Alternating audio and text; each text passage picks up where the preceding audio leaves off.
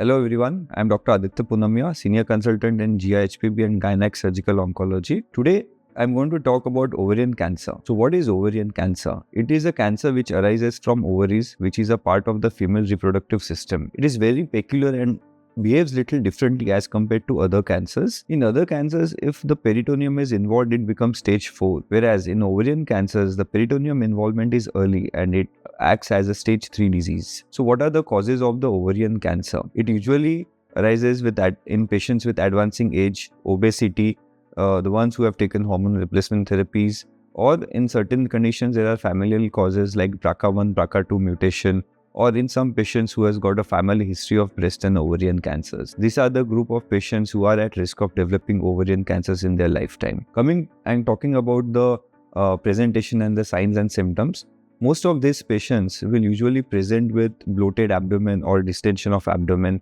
They will have a chronic pain in abdomen which is like over last 2 to 3 weeks or maybe even more.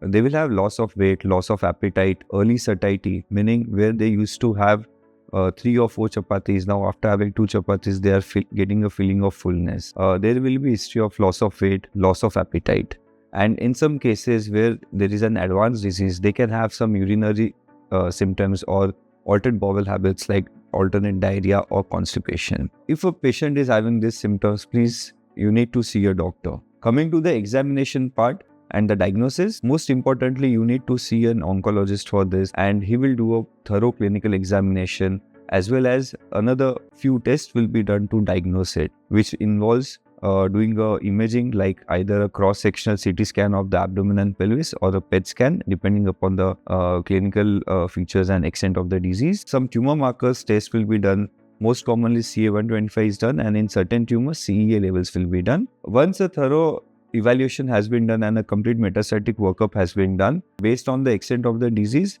if required, a peritoneal cytology or a biopsy from the mass will be taken. After confirming the diagnosis of ovarian cancer, thorough counseling to the patient will be done, and they will be discussed about the treatment options, which means either an upfront surgery needs to be done or we need to give chemo first followed by reassessment for surgery. Many patients, they usually present at an advanced stage, like 80% of the patients will be having peritoneal disease at the time of diagnosis and on presentation. Coming to the treatment part, in such cases either surgery is offered upfront or a neoadjuvant chemotherapy is given, which means chemotherapy before surgery followed by surgery is done. The decision whether to do a surgery first or a chemo first is based upon the extent of the disease. Like I said, 80% of the tumors will have an advanced presentation. So in such cases, normally I prefer to give 3 cycles of chemotherapy first and followed by reassessment for surgery. Talking about surgery usually involves removal of both the ovaries, uterus, fallopian tubes, omentum, which is a layer of fat covering your abdomen,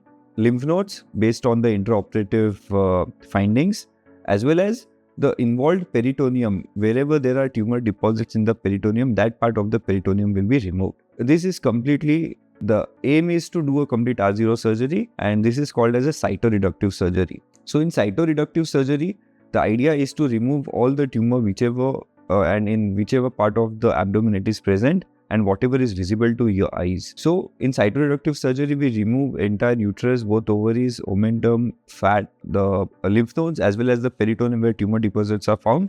And in some cases, we might have to do an organ resection. The aim is to achieve a complete R0 resection. Followed by this, there is something called as HIPEC, which is hyperthermic intraperitoneal chemotherapy. The recent evidences have shown that in patients where they have received 3 cycles of chemotherapy and then they have been planned for surgery, addition of HIPEC after a complete R0 resection, it gives overall better outcomes as well as there is a lesser incidence of recurrences. However, all patients may not be suited for HIPEC, so we have to selectively choose our patients for HIPEC based on the achievement of an R0 resection as well as the clinical status of the patient, his physical fitness and everything. But definitely, if a patient is suitable candidate for HIPEC, it will add to a better survival outcomes as well as reduce the chances of recurrences. It is a technique in which in the abdomen we release chemotherapy drugs in a heated environment, which will help for a better penetration of the drug into the tumor tissues. Followed by this, again based on the final histopathology report,